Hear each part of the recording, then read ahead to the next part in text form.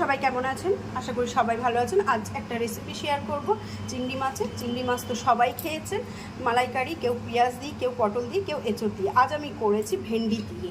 তো এই রেসিপিটা হলো, আলুটাকে প্রথমেই নুন হলুদ দিয়ে আমি ভালো করে ভেজে সাইডে তুলে নিয়েছি, চিংড়িটাকেও নুন হলুদ দিয়ে ভেজে তুলে নিয়েছি, ঢেঁড়সটাকেও ভেজে তুলে সাইডে রেখে নিয়েছি। তারপর ওই তেলের মধ্যে একটু তেল দিয়ে তাতে গোটা একটু গরম মশলার ফোড়ন দিয়েছি, পেঁয়াজ ফোড়ন দিয়েছি, পেঁয়াজটা লাল হয়েছে, পেঁয়াজ রসুন আদা তার সাথে দুটো কাঁচা লঙ্কা বেটে দিয়ে দিয়েছি। ওটা ভাজা ভাজা হয়েছে ভালো করে তেলের মধ্যে। তারপর ওতে গুঁড়ো মশলার মধ্যে নুন, হলুদ, জিরের গুঁড়ো, ধনের গুঁড়ো একটু একটু করে সব দিয়েছি, দিয়ে ভালো করে নাড়িয়ে চাড়িয়ে কষিয়ে নিয়েছি। জল দিয়ে দিয়েছি, আলু দিয়ে দিয়েছি, আলু গলেছে।